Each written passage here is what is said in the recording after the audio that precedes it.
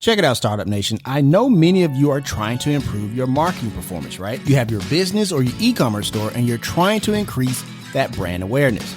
No worries, I got you. You should listen to the brand new Keep Optimizing podcast. That's optimizing with an S and not a Z. It's a marketing podcast that will provide you with not only the latest tips and advice in the game, but also you will hear from experts in their field when it comes to email marketing, SEO, and more. This is a must-listen-to podcast for my e-commerce entrepreneurs. It's hosted by Chloe Thomas, who is a 15-year marketing expert, best-selling author, and award-winning podcast host. It's already a top 20 marketing podcast in 7 countries. So clearly, you're going to get amazing value every episode. So as you can see, Startup Nation, you're in good hands with my girl CT. So listen and subscribe to the Keep Optimizing podcast on Apple Podcasts, Spotify, or anywhere you like to get your favorite podcast. You can also get more information at keepoptimizing.com. The link is there in the show notes. It's time to be about that life, the startup life. Here's your host, Dominic Lawson. All right, Startup Nation. So I hope you're ready to receive some value today. My name is Dominic Lawson, and this is The Startup Life, the show for entrepreneurs and career-minded professionals. You know, Startup Nation, when you start a path of entrepreneurship, we know that the road can be very hard. Early mornings, late nights, trying to find the right clients, vendors, the whole nine, right?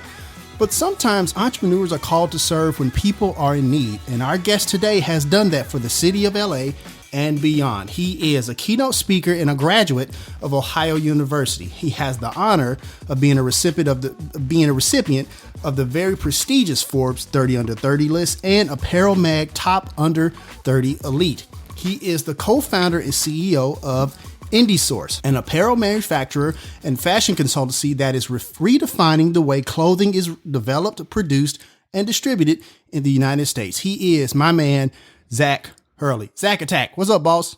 What's up? How you doing? I'm good, man. I'm good. Hey, man, you ready to pour some knowledge in the Startup Nation? Because we can definitely use your help. Always. I love working with entrepreneurs. That's what I've been doing basically my entire career. So, I like to get in there and, pull my sleeves up and make it happen. I hear that. So, and speaking of career, man, just share with us your origin story and your background a little bit, if you don't mind, Zach. Sure. Yeah. So like you said, I went to Ohio University, little school up tucked in the Midwest. It was a great experience. I studied international business, marketing, and Spanish. I got really I was always interested in business, but I was really interested in how we could pull together different groups of people. And I didn't think that I would necessarily be able to do, or use all of my degrees, but here I am, 10 years later, and I'm using them all. So that was pretty cool. So outside of that, I worked for just a short stint doing marketing, doing sales. I really it wasn't very long that I sort of had a corporate type environment that I was like, you know what, this isn't for me. I really want to do my own thing. I really want to start and create businesses. And I'd always had that knack, I always, just like I'm sure a lot of people on your show, I was always, selling candy on the school bus and doing different things to make money and hustling my whole life. And so it was very easy for me to do that. And, when I was in college, one of my friends, my actual current co-founder and we started a fraternity out there in Ohio University. And it was crazy. I mean, you don't believe the things you have to do to bring a fraternity to life. And we were the non-hazing fraternity, kind of like the old school model. We were like, all right, we don't like how the fraternities are on this campus, but we want to do something our own way. Of course. So we pulled together and over the course of 4 years, we got chartered. We got a house. We got all these different things. And, it kind of made me think, if I can get all of these guys who just want to party to do community service, to get good grades, right, and to really make a difference while we're, they're not even getting paid, then I think we could build something pretty cool outside of this in the real world. Absolutely. And so me and one of the guys that started it, we stayed in touch, and we had been communicating, and we started one venture that was selling apparel products into the United States, because we had met a Peruvian factory. And so we were helping him get his products into the US. And basically what happened is one day we flew down to Las Vegas and we were selling this product. into the US market. And it was really, really fun. The product was amazing. We were selling it. And we started to look around and we realized that a lot of the people at the other booths that were selling into different retail stores around the country, they were selling the same exact stuff as the guy next to them. Mm-hmm. And so we're like, okay, that's weird. How come everybody's just printing on blank t-shirts from Gildan or from, these companies that they're all look the same. Right. And we started talking to people and we started to realize, man, like there's a lot of problems in this industry that we didn't really realize. And we started communicating with the folks that were building their business. And they said, yeah, man, the minimums are too high. We had trouble dealing with China. We got issues with quality.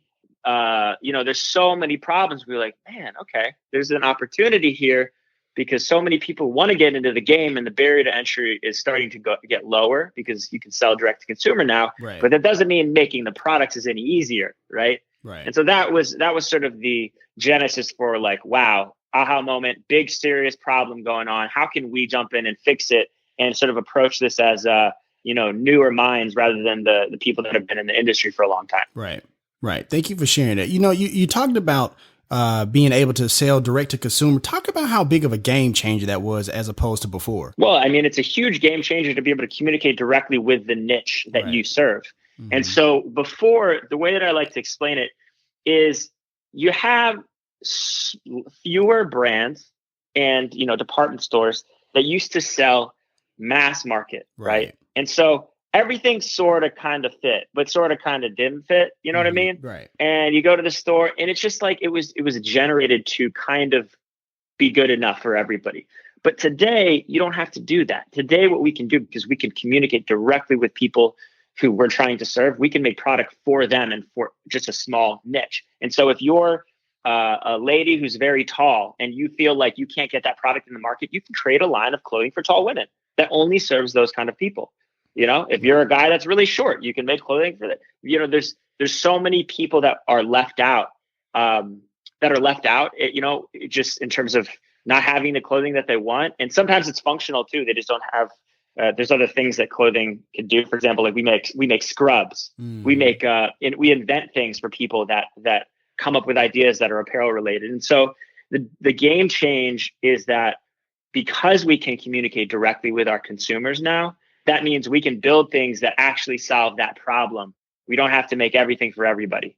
Right. Right. Thank you for sharing that. And speaking of game change, over the past couple of months, we've been dealing with, this pandemic and stuff like that. And you kind of hit that pivot button yourself as well, yeah. Kind of, getting into the mass game. Kind of talk about that transition a little bit. Yeah, I mean, it was a scary time. I'm not going to lie. It was really, really confusing. California was one of the first states to basically say, all right, we're shutting down. Right. And we did not see that coming. We're like, oh gosh, we're completely shutting down. And so obviously fear of having to lay everybody off. I have 35 employees. And so what we basically, as we were looking into it, saying, okay, well, what can we do? There's just like that obvious light bulb of, we can make products that people need. And we also knew that most people were going to be trying to source stuff from China. We're like, well, we can do it right here and we can do it way faster than China. Right. So, I already have my team. When we're helping develop collections for entrepreneurs, they work with project managers, our pattern making team, cutters, sample makers. So I have this amazing team that's there anyways, right? Mm-hmm. So I'm like, all right, guys, let's make some masks. So, we whip up a couple prototypes, tweak them a little bit, make sure that they really work. We talk to certain doctors that we have relationships with to make sure that it does the job from a medical perspective. Right. And, using like a tightly woven fabric rather than like a t-shirt material, right? Things like that. So it's more safe. And then a pocket for a filter. Like we really made sure that the design was really, really flawless. And then once we did that, we actually did what we practiced what we preach, right? So we moved quickly. We built a quick landing page on our website and we started selling them direct.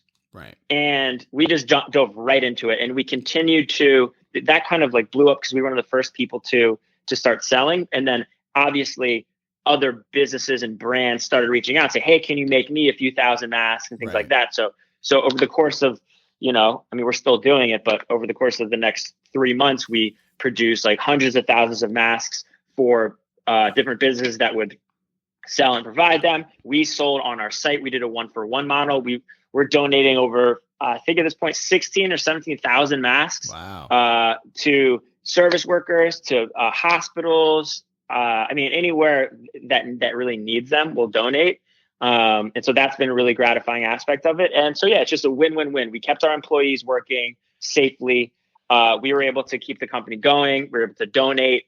And everybody that, got the mask was able to protect themselves. For sure. Thank you for sharing that. And I know the goal is to reach 50,000 masks donated, correct? If I remember in my prep correctly? Yeah. Okay. Yeah. We're working on it. We're working on Absolutely. it. Well, you're definitely on your way for sure. And I want to ask you more about that part a little bit later, but I want to go back really quickly because you talked about, scary time. You got you got 35 employees. Talk about that conversation a little bit more in detail, if you don't mind, with that conversation with your employees to kind of put them at ease, put them at rest. Cause look, man, there's a lot of people out here struggling, and there's a lot of people who kind of lost jobs and stuff like that. Kind of talk about that conversation, if you don't mind, Zach. Well, I think it always comes down to finding opportunity. Gotcha. And so no matter what situation you're in, you kind of have to take a step back and say, okay, well, if we can't do this thing that we wanted to do, what can we do? Right. What can we do now? What can we do?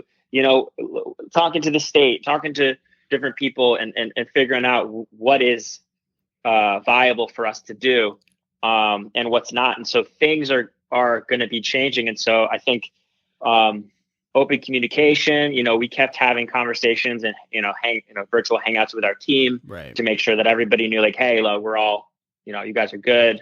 And so, yeah, I mean, it's just a matter of keeping your head up and looking for the things that you can do. And a lot of people have pivoted and found ways that are even more profitable than the thing they were even doing before. For sure. So sometimes that happens, and you just got to look. You got to look to what problem can I solve. Sure. We also started doing gowns for hospitals. I've never made gowns for hospitals before. Right. So, I mean, that was just a matter of pivoting, and we know how to cut and sew. We have all the machines, so let's just do it. Got you. Just basically double down on what you already do best. Just kind of refocusing a little bit. No, I definitely understand that for sure, Zach. Yeah, exactly. And a lot of brands on the brand side, sure. A lot of the brands that were, having issues with the retailers, I'm like, double down online, man. You got people that are at home right now.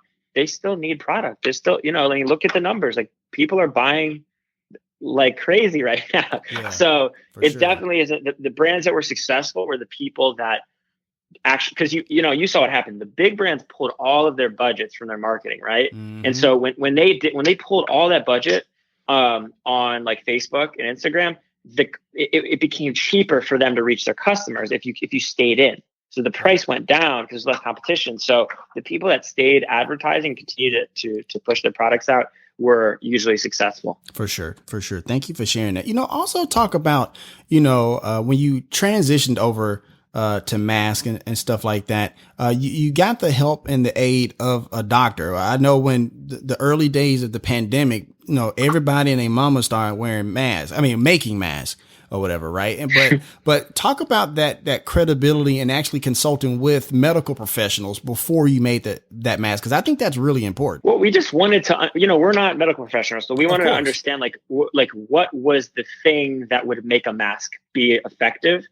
And so then we started to learn about like, it's traditionally, if you look at the masks that are out there, the N95s or the surgical masks, they're made out of a non-woven fabric. Mm-hmm. And so we started to learn about these types of fabrics. Like, okay, they're not woven. They're actually like, it has to do with the heat. Right. And so there's fabrics, polypropylene, melt blown fabric, and these other fabrics that are actually waterproof, and they protect the particles of the virus from going through. Right. And so, like, okay, well, how can you mimic those things? In the end, we decided on having the best reusable, tightly woven fabric we could find, and then selling these N95 filters, which you put inside of them. And so that's what we do.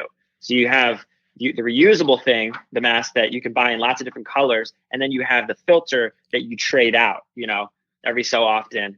And so that ended up being the best functional thing that we could do, and it looks really good. It's comfortable, it looks good, and you're not wearing like a mask like you're going into the ER. For sure. Thank you for sharing that, because that can be a bit off-putting. But I like the mask that you guys make, because it has a little bit of personality to it, a little bit of flavor, a little bit of, a little swag to it. You know what I mean? So yeah, you got to have a little swag. Exactly. But think about it. If everybody's wearing them, you want to wear something that's kind of like unique to whatever your style is. So that's what we're going for. Exactly. Like you just said, if you got to wear them, why not put a little swag on it? And Startup Nation, if you want to check out some of those masks, we have a link there in the show notes if you listen to the replay on the podcast. And if you listen on radio, it's indiesource.com. And you look at the top of the website, you have masks, and you can go ahead and purchase those masks. I have to 100% agree with Zach, because I actually have one of their masks. It's comfortable, it's easy to use, have the slot for the filter. It's just so awesome to have that, like I said, have a little swag with it. So I appreciate all of that for sure, Zach. Thank you. Thanks, Dominic. No worries. But, let me ask you this, because I know we talked about, you're donating masks, you got the goal of 50,000 masks. Kind of tell me a little bit about that goal, and tell me a little bit about the mask truck, man. I kind of seen that video there in the ice cream truck. Kind of talk about that a little bit. Well, so I mean, what we were doing is, we had a long list of people that reached out for donations, and so we went through that list and we were sending them out to people all over the country, right? Different hospitals and different folks that reached out. And then, so as we're getting to the bottom of that list, we're like, all right, what are we going to do next? We're like, well, we got to do something like I'm sick of just sending stuff in the mail, and then they would send us pictures, and so we could see what, where it was going. Right. So let's just get out there and start donating them. And so what we did is we rented a mask truck. Sorry, we did not rent a mask truck. We rented an ice cream truck. Right. And we converted it into a mask truck, and we put pictures of the mask, just like, the old school, still today, just like the ice cream trucks. Instead of ice cream on the outside of the ice cream truck, it was masks. Mm-hmm. And honestly, just seeing people's faces that day was so worth it, because you see everybody that we passed just cracked up immediately, because it's like, it was kind of it was still when it was really, really tense, and people were kind of like, oh man, they were worried. And so seeing that just kind of it created a really fun environment. And we went to different hospitals. We stopped at, Trader Joe's and different grocery stores. And the whole video is just clips of me just going out and just donating them. And then dancing on top of it. So yeah, that's basically that. For sure. And I love that, because the thing is look, man, there's a lot of people going through it these days. And so if you can, serve the people by donating masks, but also B, even if they weren't getting the donation at that time or something like that, just to have a smile on their face, man, that means something to people, especially in this day and age where we're looking for any ounce, and I do mean any ounce of just hope and goodwill and belief in the human spirit. So I appreciate what you're doing, and I appreciate you sharing that story, man.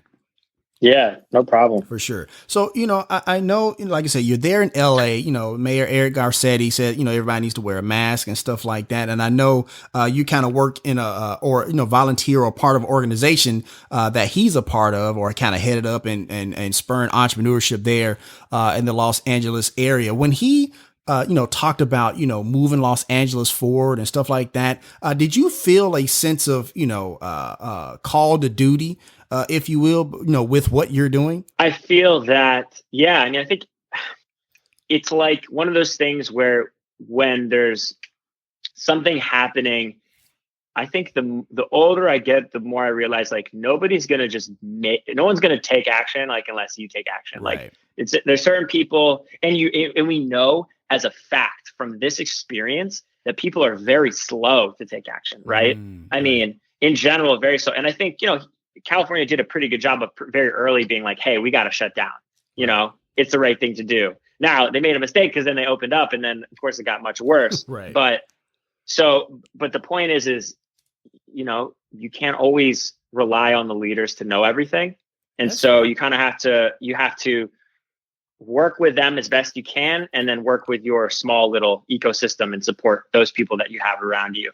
So, I mean, I think the people on your show are extremely capable of supporting when times are tough. And yeah, you got to work with the public officials, but you also got to work with your your small teams and make stuff happen, ground roots. For sure. Let me ask you this quick question, because, you're the co-founder, CEO of a company, so you are a leader as well. Let me ask you this. You talked about some leaders are slow to act. Why do you think that is? Is it fear of being wrong? Is it fear of, not being the first to be out there? Why do you think sometimes, not all the time, because sometimes it's okay to be measured and reserved and be methodical about moving forward. But for those times where you're moving too slow or leaders are moving too slow, why do you think that is, in your opinion? I know the answer to this because when I have hundreds of entrepreneurs that come to us and pitch their ideas for products, right? And the average amount of time when I'm like, how long have you been thinking about this idea? Mm-hmm. It's always years. It's never months. You know what I mean? And so I know for a fact that people are slow to act, right? Because sure. I'm like, man, if almost everybody says years, not months, then that's way too slow, right? Right. And it means that they're just now coming to me to talk about validating that. And I know it comes from a place of fear. I think people get scared about failure. And I mean, honestly, like part of the reason we started Indie Source is because I think one of the other things is people don't know what to do first. Right. Right. So they're like, okay, I have this idea. What do I do first? I'm not just going to like call some random person in Alibaba and like pray that they make it work. So I don't like those options. I don't like that it's not clear. What do? I want to start a product. This is what I do first. That bothered me. So part of what we're trying to solve is to be like, okay, you can have that fear. I can do only so much to make you have no fear, but at least I'm going to give you a very clear path forward to getting your thing started so that, all right, first step, call Indie Source, bring in my samples and bring in my ideas of fabrics and all these different things that I like. And we put together a plan with them, like that's now like step one. Right.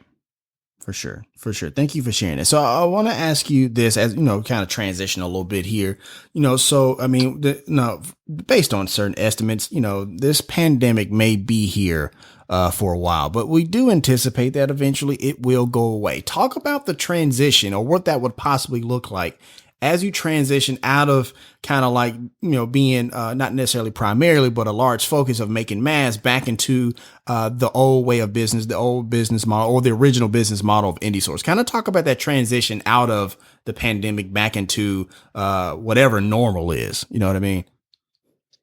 Well, I mean, and so like, what would that look like for us? Yeah. Well, we're already starting, we're doing that, right? We're making other products as well. Gotcha. And the transition is that we're doing both.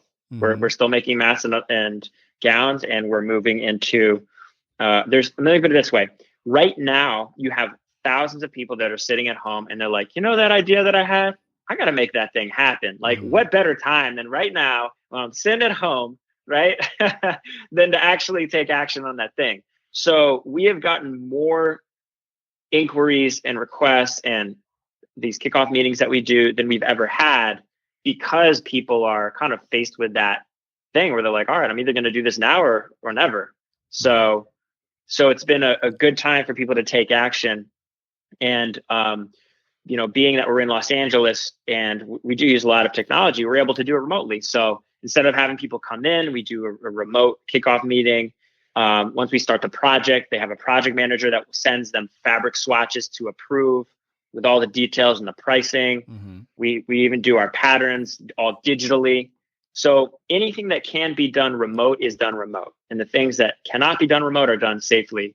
And it's a great time to develop a collection, to make something that doesn't exist, to solve a problem, and then to put it out in the market and specifically show it to the people that you think really need it, and not just the guests to really know. All right, Startup Nation. So we're going to go ahead and take a quick break. We got to pay some bills. Once again, my name is Dominic Lawson, and you're listening to The Startup Life.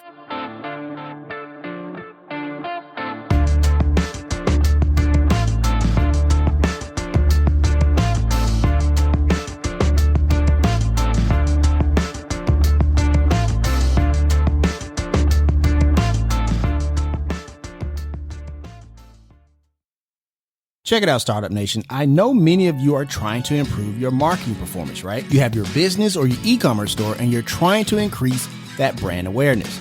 No worries, I got you. You should listen to the brand new Keep Optimizing podcast. That's optimizing with an S and not a Z. It's a marketing podcast that will provide you with not only the latest tips and advice in the game, but also you will hear from experts in their field when it comes to email marketing, SEO, and more. This is a must-listen-to podcast for my e-commerce entrepreneurs. It's hosted by Chloe Thomas, who is a 15-year marketing expert, best-selling author, and award-winning podcast host. It's already a top 20 marketing podcast in 7 countries. So clearly, you're going to get amazing value every episode. So as you can see, Startup Nation, you're in good hands with my girl CT. So listen and subscribe to the Keep Optimizing podcast on Apple Podcasts, Spotify, or anywhere you like to get your favorite podcast. You can also get more information at keepoptimizing.com. The link is there in the show notes. Oralex powers this episode of The Startup Life. Startup Nation, as a podcaster, radio host, and business owner, I know a thing or two about the need for your message to come through clearly to your target audience. The last thing you want when trying to close a big deal over the phone or giving a sales presentation in your conference room is to have the person you are talking to be distracted by either the fact that you sound like you're in a warehouse or an outside noise like a fire truck. Trust me, Startup Nation, I know this all too well from experience. And that is why Oralex has your back. Oralex Acoustics creates professionally tested products that you can trust in a commercial space or at home. Better office acoustics improves intelligibility when video conferencing or generic conversation, reduces stress, and helps build a proactive work atmosphere. From a home studio for my content creators to your office space downtown, your gear performs better in an acoustically treated room. Trust me, you are in good hands with Oralex as they are the #1 brand in acoustics, providing trusted solutions for over 40 years. Also, you can download the Oralex Acoustic Treatment mobile app in the Apple or Google Play Store to give you specifically designed and instantaneous recommendations for various room types. Go to Oralex.com and use the promo code STARTUP in all caps for 10% off your entire order. The link is there in the show notes if you are listening to the replay on the podcast. So if you are ready to stop sounding like you're having a sales meeting in a sports arena, go with Oralex. Professional audio made simple. Tresta powers this episode of The Startup Life. Okay, Startup Nation, I want to talk to you about our sponsor, Tresta. Tresta is an app for iPhone and Android that lets you do business calling and texting from anywhere. I know so many entrepreneurs that are still using their personal phone number for business calls. It can get complicated drawing the line between your personal and professional life. Startup Nation, this is the best business phone app out there. Whether you just need a business phone number or if your team is ready for a complete business phone system, Tresta is totally flexible and can grow with your business. And it's all unlimited calling, texting, and all of the powerful call management features like auto attendance, call recording, user groups, and more for just $15 per user per month. With Tresta, there's no contract, and you don't need any special hardware, just your smartphone you're already using. Tresta is easy to configure, so you can set everything up yourself, all online, avoiding all the hassle and high overhead costs of setting up a traditional business phone system, which is important because as entrepreneurs, we are always trying to cut cost and time. They're offering a 30-day free trial so you can see if Tresta's virtual phone system is right for you. Communicate smarter and more efficiently with Tresta.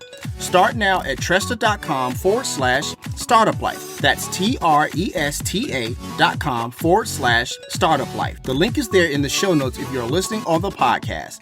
Tresta, business communication simplified. All right, Startup Nation, welcome back as we continue our conversation with today's guest here on The Startup Life.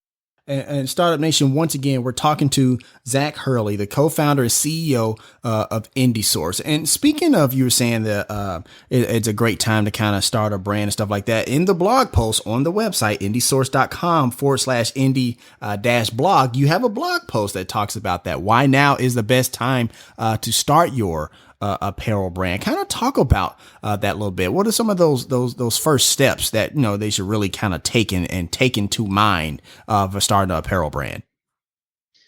Yeah, I mean, the first thing is knowing what you want to make. Gotcha. Right? Because nobody's going to be able to tell you, all right, I'm doing a kids clothing line, or I'm creating, a pair of leggings that are made out of silver, or you don't have to know all the answers, but you do have to know generally what you're creating, if that makes sense.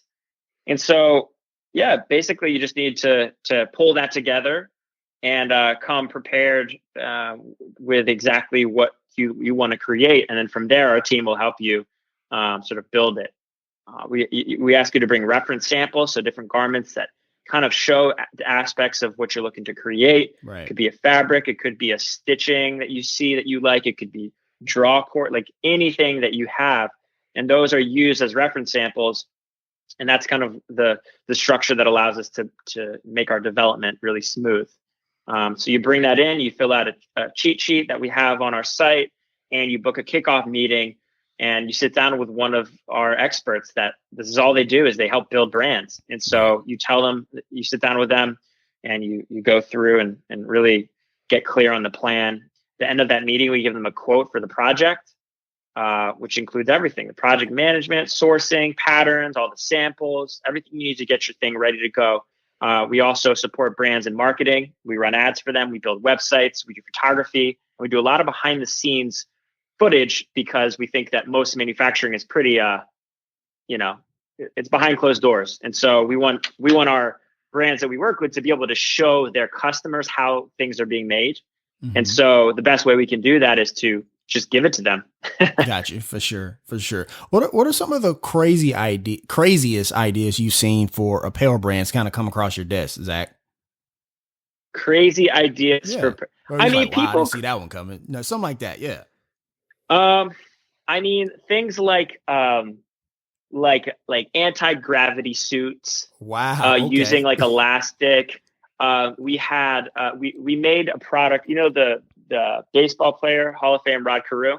Yeah. So he's one of our clients, and he has a certain heart condition. Okay. And basically he created this shirt that allows him to put all of his health, all of his the monitoring equipment in and strap it in, so that it's not like, lugging him around. Gotcha. And so it's like it's very specific to this particular like heart condition. You know what I mean? Right. And so we've also done some other stuff in the health space with picks and accessibility, so that you don't have to, people who need to put an IV in don't need to actually like take their shirt off. Right.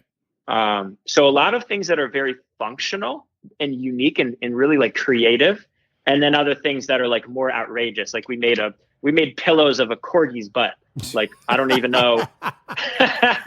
Like someone just had that idea, and that's what we did. So, gotcha. I mean, literally, so we've done over 500 of these, we work with over 500 different brands. Nice. So I honestly, sometimes it's fun to look back and be like, oh yeah, I can't believe we did that. Right. Yeah. Like that corgi's butt thing. That's out there. I wasn't expecting that one. Not even going to lie to you, Zach, for sure. But you do bring up an interesting point, because it kind of talks about maybe the next evolution or the next phase of fashion and stuff like that. You're there in the heart of the LA fashion district. So you definitely have your pulse on what's next. And so that's kind of what I want to ask you. What is next in the fashion game? I know I see a lot of articles. Obviously they're like prototypes, but there's a lot of like tech and wearable kind of, scenarios into fashion. I've seen an article where, for women's clothing, you can kind of get an alert if a guy is kind of staring at you a little bit too hard or something like that.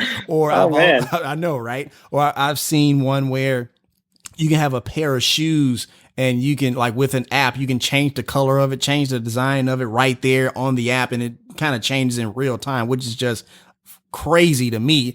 So I guess, what are you seeing? What are you seeing kind of like that next step, that next phase of fashion that you're excited about? Yeah, I mean, I think on the tech side, you are going to see more of an integration of hard materials with the soft materials. So like that, sewn products that have a technology element, because you can't make, fabric glow. So you're going to need to use some sort of technology there. Right. And more smart technology. I think one of the things that you're sort of playing in two realms. You have the brands that are making products for people who don't know they need the thing yet. Right. And so it's more, I'm going to sell you something new. Right. Whether that's tech or a new lifestyle brand. And then you are on the other side where it's like, there's all of these problems and we can solve them. I tend to be like, I like when the people bring me these ideas for the new stuff and we execute them. But I also think that there's so many issues out there and so many problems to be solved that I really like working on that kind of stuff too. Gotcha. Because there's, like I was saying before, when you have the democratization of apparel, it means anybody can get in and solve things. And so I think that you'll start to see more collaborations in new kinds of ways. I see a lot of musicians and athletes come to us to make apparel brands. Mm-hmm. So instead of just like large corporations doing that, you have individuals that are building brands around themselves and their audiences. Mm-hmm.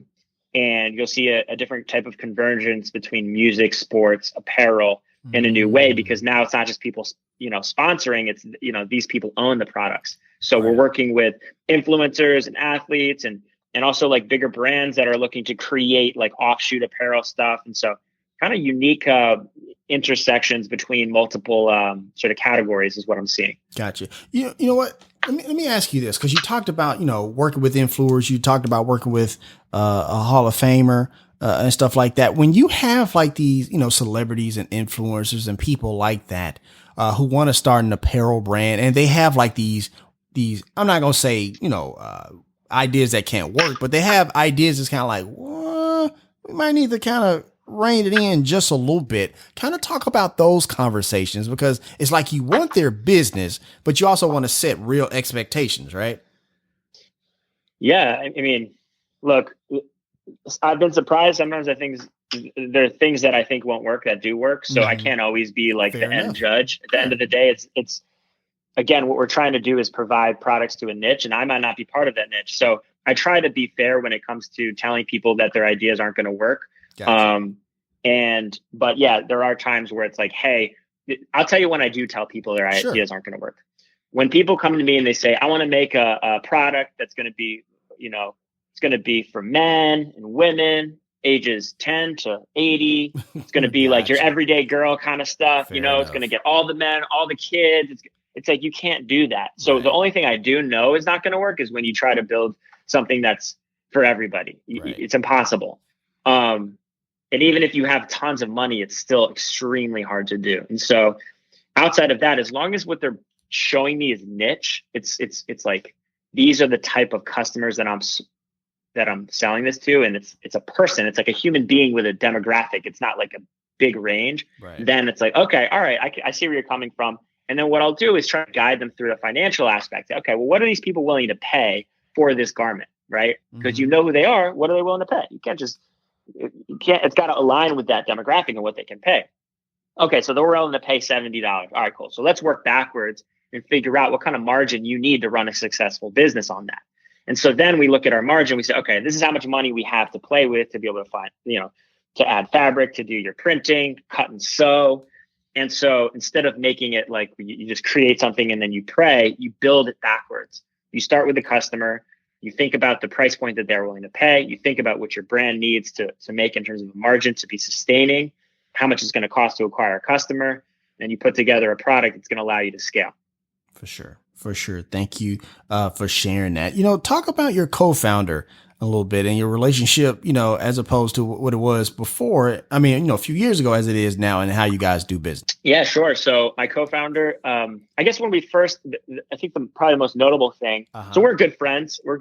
And we work really well together. And I think that's really important. Mm-hmm. One of the things that we have finally gotten into, which I think is really, really important, is that we have different areas of focus. So he kind of he's the COO, so he's oversight on the fulfillment side of the business, and I'm on the front end side of the business. Right. And so I think if you're going to have a partner, it's really critical that you guys focus on different areas. And you don't leave sales hanging and don't leave the ops hanging. So it's good to have two people. So you have one person on each side, making sure that the execution is done and that you're bringing in enough revenue to keep the oxygen flowing into the business. Gotcha. No, that's super important. And it seems like you guys have built that cohesion over time, and that it's working pretty well for you. Yeah, it's working well. It takes time, and depending on the kind of business you're running, it'll be different. So, I can't harp enough on the fact that you have to, if you do have a partner, make sure you divide responsibilities and make sure that both of you are clear about what that looks like. And then, you'll be in a position to be successful. How did you work through, if there were any rough patches and, in building that cohesion? How did you work through those rough patches? You got to talk it out, man. You got to sit down. So if you're frustrated, you got to write it out. You write it out. You say, here are the things that I'm seeing. This is what it feels like for me. I think it's no different than any type of relationship. Sure. It's like whether you have a marriage or you have friendships or anything like that. I don't take things personal. He doesn't take things personal. So we worked through the challenges together, and the longer you do it, the easier it gets. For sure. I appreciate you sharing that. Once again, Startup Nation, we're actually wrapping up with Zach Hurley, co-founder, CEO of IndieSource. Make sure you go ahead and check out that website. We have a link there in the show notes for easy access if you're listening to the replay on the podcast. And if you're listening on radio, it is indiesource.com. Once again, that link is there in the show notes for easy access. So let me ask you this, man. For Zach Hurley and his path of entrepreneurship, what's next for him? How is he ever evolving? What does that look like for you? Well, right now, it's really important to me that we find that we are creating brands that are sustainable. Okay. And not just ethical, but sustainable in terms of the planet. And so I think the evolution of IndieSource is going to be one that allows us to really build probably a bit more global. Mm-hmm. And so for me, it's just making sure that I'm spending my time in the areas that are going to be like beneficial for the company long term. Got you. But yeah, I love business. I love entrepreneurship. I'm always going to be one. And so it's not just about fashion to me. I'll dive into any sort of industry and try to solve problems with people. And I hope that my path takes me in a direction that allows me to continue to do that. Gotcha. You talked about just now about building brands that are sustainable, but also ethical. Talk about the ethical piece. What does that look like? Why is that important to you?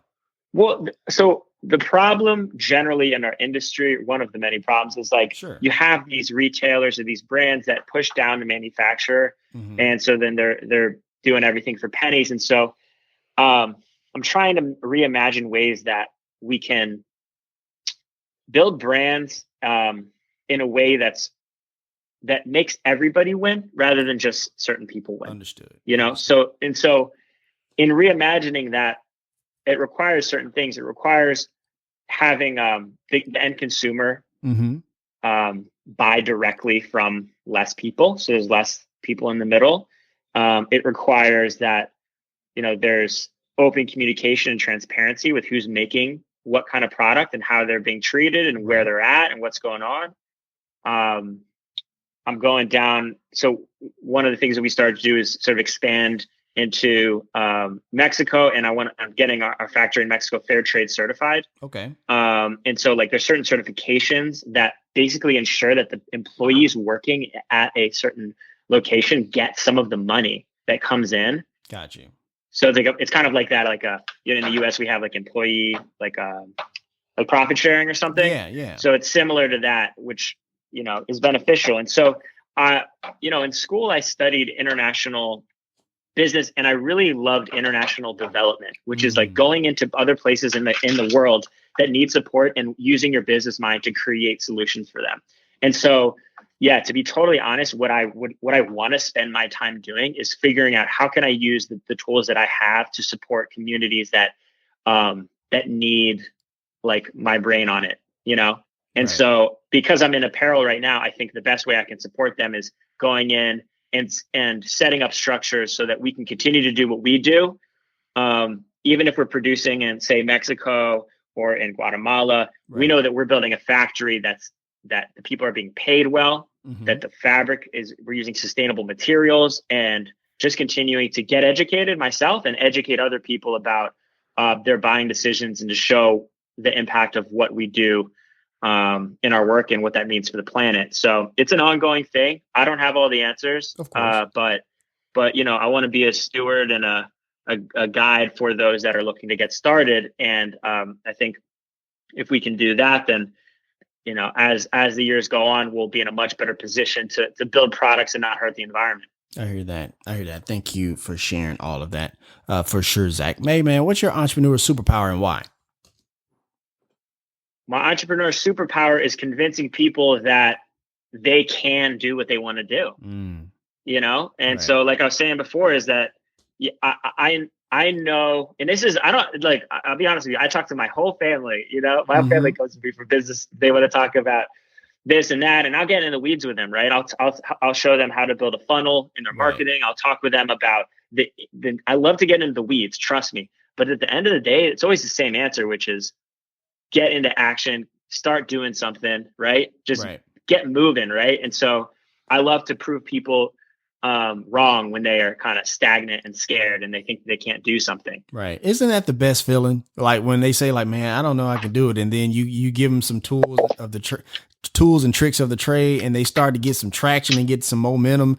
And it's like, man, I didn't know I could do that. That's just the greatest feeling in the world, isn't it? Oh yeah. It's you and yourself. So it's like, because I've like been fortunate enough to, and look, like most people, there's so many things that go into it, right? If you're not brought up in a house where you have like just love and support from your family to try new things, like of course as an adult you're not going to want to do that, right? So for me, I'm like, I've just been so lucky that I had parents that were so encouraging. So it's like, because I've been given that, I want to be able to support people that need that too, Gotcha. And so that's what, just like you said, it feels good to get people on their feet and get them rolling and show them the confidence of what they need to do and to put their intention on the right areas, right? So that they're not just because you're working doesn't mean you're working on the right stuff.